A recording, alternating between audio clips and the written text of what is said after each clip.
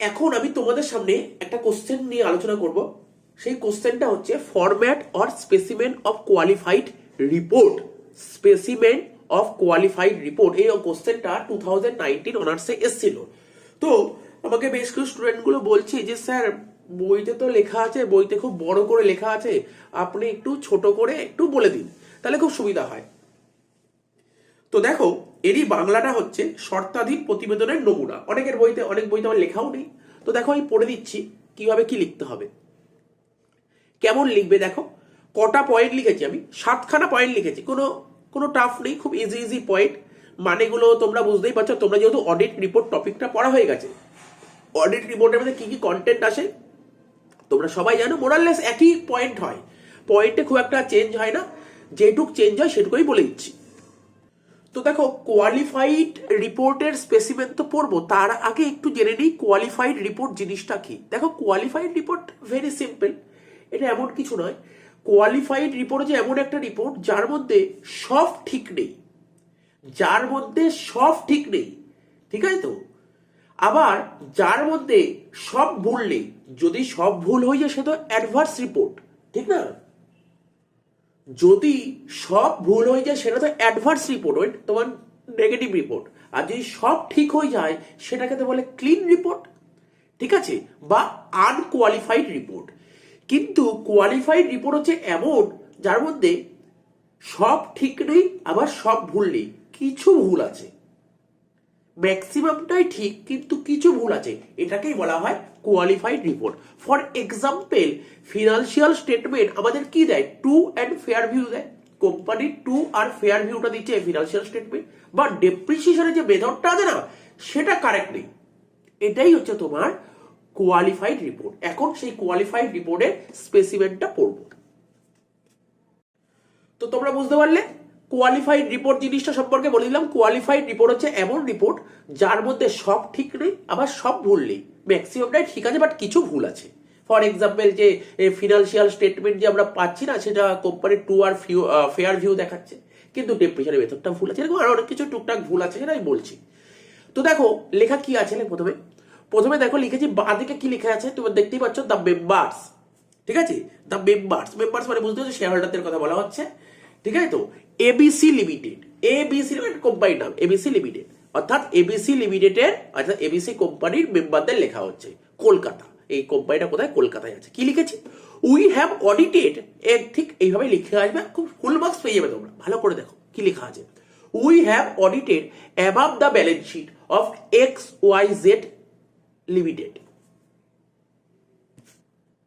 Sorry XYZ বললাম, ওটা ABC হবে। আবার বলছি, we have audited above the balance sheet of ABC limited Kolkata as at 31st March 2022 and also the annexed statement of profit and loss of the company for the year ended on that date and we report that, ঠিক আছে। তো এই লাইনটার মানে কি বলে, যে এমন কিছু বলেনি, খুব ইজি লাইন, তোমরা ইংলিশ পড়ে যথেষ্ট বুঝে গেছো। লেখা আছে যে উই হ্যাভ অডিটেড, আমরা অডিট করেছি, ঠিক আছে তো। তোমার নিচের দিকে লেখা দেখো, লেখা আছে একদম নিচে দেখো, একদম নিচে দেখো কি লেখা, ফর XYZ কোম্পানি, ঠিক আছে তো। অর্থাৎ XYZ কোম্পানির পক্ষ থেকে বলা হচ্ছে যে হ্যাঁ আমরা অডিট করেছি। কার, এবিসি কোম্পানির ব্যালেন্স শিটটা আমরা অডিট করেছি, ডেটটা দিয়ে দিয়েছে, এবিসি কোম্পানি কলকাতায় আছে, ডেটটা দিয়ে 31st March 2022 and also the annexed statement of PL of the company for the year, এবং তারপর আমরা রিপোর্ট পেশ করছি। ফার্স্ট অপশন কি, পয়েন্ট কি বলেছে দেখো, we have obtained all the information and explanation which to the best of our knowledge and belief were necessary for the purpose of our audit। তা এই 1 নম্বর পয়েন্ট বলার আগে একটা জিনিস বলিনি, সেটা একটু বলে দিই। সেটা কি, এই যে ফিনান্সিয়াল স্টেটমেন্ট, ফিনান্সিয়াল স্টেটমেন্ট কিন্তু অডিটররা তৈরি করেনি। ফিনান্সিয়াল স্টেটমেন্ট তৈরি করার দায়িত্ব কাদের ছিল, ম্যানেজমেন্ট, মানে কোম্পানি যারা ম্যানেজমেন্ট অথরিটি তাদের দায়িত্ব ছিল। তো আমাদের দায়িত্ব কি, অডিটররা বলছে আমাদের দায়িত্বটা কি, আমাদের দায়িত্ব হচ্ছে শুধুমাত্র মতামত দেওয়া, তাই না। এই যে ফিনান্সিয়াল স্টেটমেন্ট সম্পর্কে একটা মতামত দেওয়া, এটাই। এবার 1 নম্বর পয়েন্টে কি বলা আছে এটা বলি, তাহলে কি বললাম, এই যে ফিনান্সিয়াল স্টেটমেন্ট গুলো করার দায়িত্বটা কার ছিল, রেসপন্সিবিলিটি কার ছিল ফিনান্সিয়াল স্টেটমেন্ট তৈরি করার, আরে ফিনান্সিয়াল স্টেটমেন্ট তৈরি করার রেসপন্সিবিলিটি কার ছিল, রেসপন্সিবিলিটি ছিল ওই কোম্পানির ম্যানেজমেন্টের। ঠিক আছে, তো অডিটররা কি বলছে, অডিটররা বলছে যে না আমরা ফিনান্সিয়াল স্টেটমেন্ট যে তৈরি হয়েছে আমরা তার ওর বিরুদ্ধে আমরা মত দিচ্ছি একটা, ঠিক আছে। তাই প্রথম পয়েন্টে বলেছে we have obtain all the information and explanation which to the best of our knowledge and believe where necessary for the purpose of our audit.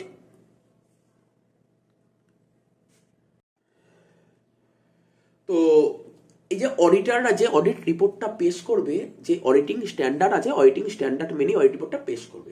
এবার আমরা বলি 1 নম্বর পয়েন্টে কি বলতে চেয়েছে। ওরা বলতে যে we have obtained all information and explanation, হিসাবপত্র এই যে অ্যাকাউন্টিং গুলো করার জন্য অডিটররা অ্যাকাউন্টিং গুলো চেকিং করবে, এই চেকিং করার জন্য ওদের যত যত ইনফরমেশন দরকার, এক্সপ্লেনেশন দরকার, ওরা সমস্ত পেয়েছে। 2 নম্বর পয়েন্ট বলেছে in our opinion proper books of account as required by law have been kept by the company so far as it appears from our examination of the books. অডিটররা কি বলছে, অডিটররা বলছে যে এই সমস্ত বুকগুলো এক্সামিন করার পর মনে হয়েছে যে আইন অনুযায়ী যে সমস্ত বই রাখার দরকার সব বই ছিল। তো বলছে যে ইন আওয়ার ওপিনিয়ন, অডিটররা ওপিনিয়ন দিচ্ছে proper books of account as required by law wise properly যে বই থাকা দরকার have been kept by the কোম্পানিতে ছিল so far as it appears from our examination of the books. Number 3, the balance sheet, statement of PL and cash flow statement deal within this report are in agreement with the books of account. বলতে চাইছি যে এই যে রিপোর্টটা আছে না, এই রিপোর্টে যে সমস্ত balance sheet, statement of PL, cash flow statement, এই সমস্ত তোমার এই সমস্ত জিনিসের সঙ্গে কোম্পানির যে বুকস অফ অ্যাকাউন্টস এর সম্পূর্ণ মিল রয়েছে। 4 number in our opinion the statement of PL balance sheet comply with the accounting standard. ঠিক আছে, আচ্ছা কোম্পানি যে পিএলটা খুলেছে তারপর ব্যালেন্স শিট করেছে সেটা কিন্তু অ্যাকাউন্টিং স্ট্যান্ডার্ড মেনেই করেছে। Refer to the section in section 129 and 133 read and cash flow statement of the company act 2013। ঠিক আছে। Number 5, subject to the qualification given below in our opinion and to the best of our information and according to the explanation given to us, the accounts given the information required by the Companies Act 2013 in the manner so required and give a true and fair view. দেখো 5 নম্বর পয়েন্টটা বলতে চাইছে যে কোম্পানির কাছ থেকে, অডিটররা বলছে কোম্পানির কাছ থেকে আমরা যে সমস্ত ইনফরমেশন আর এক্সপ্লেনেশন পেয়েছি তার ভিত্তিতে আমরা কোম্পানির যে হিসাবপত্র হয়েছে না, কোম্পানির যে অ্যাকাউন্টসটা হয়েছে সেটা কোম্পানি আইনের বিধান অনুযায়ী, মানে কোম্পানি আইনের মতন করেই ঠিক আছে সেটা তৈরি হয়েছে এবং সবকিছু ঠিকঠাক দেখাচ্ছে, অর্থাৎ ট্রু অ্যান্ড ফেয়ার ভিউ দেখাচ্ছে। বুঝতে পারছো? যে বলছে যে কোম্পানির কাছ থেকে যে সমস্ত আমরা ইনফরমেশন পেয়েছি, এক্সপ্লেনেশন পেয়েছি, সেই সমস্ত দিক থেকে বিচার করলে কোম্পানির যে অ্যাকাউন্টসটা আছে না, কোম্পানির অ্যাকাউন্টসটা যে কোম্পানি আইন ওয়াইজই হয়েছে এবং সবকিছু ঠিকঠাক দেখাচ্ছে। ঠিক আছে, তারপরে কি বলেছে এর আন্ডারে, ওখানে বলেছে subject to the qualification given below, সে কি বলছে নাম্বার 1 এতে কি বলেছে দেখো, in the case of balance sheet, বলছে in the case of balance sheet of the state of affairs of the company as of 31st March 2022 in the case of statement of profit and loss of the profit for the year ended on that date same as cash flow statement। বলতে চাইছি যে 31st March 2022 এই তারিখে balance sheet, তারপর statement of profit and loss, cash flow statement, ঠিক আছে, সবই কোম্পানির যে ফিনান্সিয়াল পজিশন এসেছে তার ট্রু অ্যান্ড ফেয়ার ভিউ প্রকাশ করছে। তবে এখানে বেশ কিছু পয়েন্ট তোমাকে মাথায় রাখতে হবে। যখন দেখো 1, 2, 3 তিনটে রোমান 1 করে লেখা আছে, কি লেখা আছে, depreciation charge on building is insufficient in our opinion. আমাদের মনে, অডিটররা বলছে আমাদের মনে হচ্ছে যে বিল্ডিং এর উপর যে ডেপ্রিসিয়েশন দেখিয়েছে না, ইনসাফিসিয়েন্ট, মানে ওদের সঙ্গে ঠিকঠাক যাচ্ছে না। এটাই তো প্রথমে বলেছিলাম কোয়ালিফাইড রিপোর্ট ম্যাক্সিমামটাই ঠিক, বাট কিছু ভুল আছে। তো দেখো আমি একটা এক্সাম্পল বলছি, বোঝার চেষ্টা করো, মন দিয়ে শোনো। ধরো একটা কোম্পানিতে মেশিন কিনেছে, মেশিনটা ধরো ইনস্টল করেছে, মেশিন ইনস্টল করতে ওর খরচা হয়েছে 16,000, ঠিক, মেশিন ইনস্টল করতে খরচা হয়েছে 16,000, কিন্তু অ্যাকাউন্টেন্ট মানে যে কোম্পানি ম্যানেজমেন্ট ডিপার্টমেন্ট ও সেটা কি করেছে, ভুল করে 16,000 প্রফিট অ্যান্ড লসের চার্জ করে দিয়েছে। ঠিক আছে, যেটা কিনা উচিত ছিল কি ক্যাপিটালাইজ করা উচিত ছিল, অর্থাৎ মেশিনের সঙ্গে 16,000 অ্যাড করা উচিত ছিল। ভালো করে বোঝার চেষ্টা করো, মেশিনের সঙ্গে 16,000 টাকা অ্যাড করা উচিত ছিল, ঠিক তো? কিন্তু ও মেশিনের সঙ্গে 16,000 টাকা অ্যাড না করে পিএল এর ডেবিটে দেখিয়ে দিয়েছে। ও মেশিনের সঙ্গে যদি 16,000 টাকা অ্যাড করতো তাহলে 10% ডেপ্রিসিয়েশন, 16,000 10%, ও 1,600 টাকা পিএল এ দেখাতে পারতো। তা না করে ও পিএল এ দেখিয়ে দিয়েছে কত? 16,000 টাকা। তাহলে পিএল এ ও কত টাকা এক্সট্রা দেখিয়ে দিয়েছে? 16,000 থেকে তুমি 1,600 বাদ দাও, 16,000 থেকে 1,000 বাদ দিলে 15,000, 15,000 থেকে 600 বাদ দিলে তোমার 14,400। অর্থাৎ ও পিএল এ এক্সট্রা খরচা দেখিয়ে 14,400, আর এক্সট্রা খরচা দেখিয়ে দিয়েছে মানে প্রফিট কমে গেছে। ঠিক আছে, সরি, হ্যাঁ, প্রফিট কমে গেছে, আর প্রফিট কমে গেছে মানে গভর্নমেন্টকে কম ট্যাক্স দিয়েছে। তো এইটা ভুল করেছে, এটা অডিটর বলছে যে আমার এটা ভুল লেগেছে।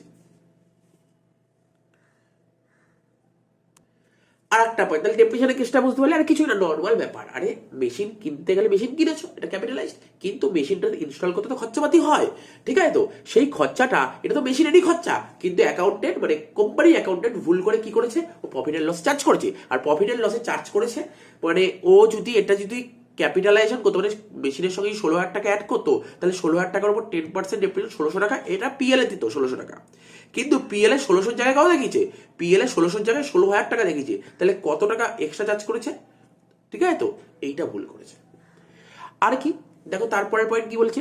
Included in the list of debtors is a sum of ₹1,25,000 due from Mrs Ram and sons who have been adjusted insolvent by the court. Court থেকে এই মিসেস রাম এন্ড সনকে ইনসলভেন্ট ডিক্লেয়ার করে দিয়েছে, তা সত্ত্বেও ওকে আমি ডেটার্স মানে অ্যাসেটস হিসেবে শো করেছি, এটাও ভুল। Number 3, in the stock sheet of the company certain damage item have been shown at the cost price of ₹50,000। মানে 50,000 টাকা স্টক, ড্যামেজ স্টক ছিল, অথচ স্টক শিটের মধ্যে তুমি এটা দেখিয়ে দিয়েছো।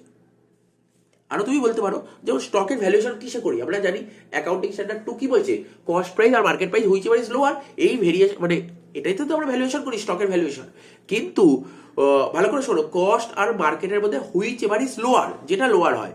ঠিক আছে, তো কিন্তু অ্যাকাউন্টেন্ট কি করেছে? অ্যাকাউন্টেন্ট ওটা না তোমার স্টক ভ্যালুয়েশন করেছে মার্কেট প্রাইসে, স্টকের ভ্যালুয়েশন কি করেছে? মার্কেট প্রাইসে করেছে। কিন্তু স্টক এবার কিন্তু দেখা গেছে মার্কেট প্রাইস হচ্ছে কস্ট প্রাইসটা কম, তাহলে তো ভুল করেছে, তাই না? এটা তোমাকে মাথায় রাখতে হবে। এই বলেছে এই সমস্ত পয়েন্ট। লাস্ট পয়েন্ট কি বলেছে? 6, on the basis of written representation receive from the directors. ঠিক আছে, কি বলছে? Receive from the directors as on 31st March 2022 and taken on record by the board of directors, we report that none of the directors is disqualified as on the 31st March 2022 from being appointed as director in terms of clause G of subsection 1 of section 164 of the Companies Act 2013। ঠিক আছে, অর্থাৎ management, এখানে দেখো লেখা আছে management. Last point কি বলেছে যেটা বললাম, তো এটাই বলছি যে on the basis of written representation receive from ডিরেক্টরের কাছ থেকে যে আমরা রিটেন রিপ্রেজেন্টেশন পেয়েছি একদম at the end of the year, ঠিক আছে, সেখানে আমরা কি বলছি যে নান অফ দ্য ডিরেক্টর, কোনো ডিরেক্টরই is disqualified from being appointed, কোনো ডিরেক্টরই ডিসকোয়ালিফাইড হচ্ছে না। অডিটররা বলতে আছে যে আমরা ডিরেক্টরের কাছ থেকে যে রিটেন রিপ্রেজেন্টেশন পেয়েছি সেখান থেকে আমরা এই রিপোর্ট দিচ্ছি যে কোনো ডিরেক্টরই আর ডিসকোয়ালিফাইড হচ্ছে না। Last number 7, cess payable by the company under section 357 of the companies act 2013 had been paid. হয়ে গেল, তারিখটা দিয়ে দেবো। আর এদিকে নিচের দিকে লিখেছি দেখো রাইট সাইডে for XYZ company. XYZ company কোনটা? যে চার্টার্ড অ্যাকাউন্ট কোম্পানি। ঠিক আছে, অসীম মাইতিকে সে পার্টনার, ব্যাস এইটুকু লিখলেই হয়ে যাবে। ঠিক আছে, তো এটা সুন্দর করে নোট করে নাও, মোটামুটি বুঝিয়ে দিলাম। এটা একটু খাতায় সুন্দর করে নোট করে নাও বা স্ক্রিনশট মেরে নাও, এখন আর সময় নেই নোট করার, এটা একটু পরে চলে যাও, আসলে লিখতে পারবে। ঠিক আছে।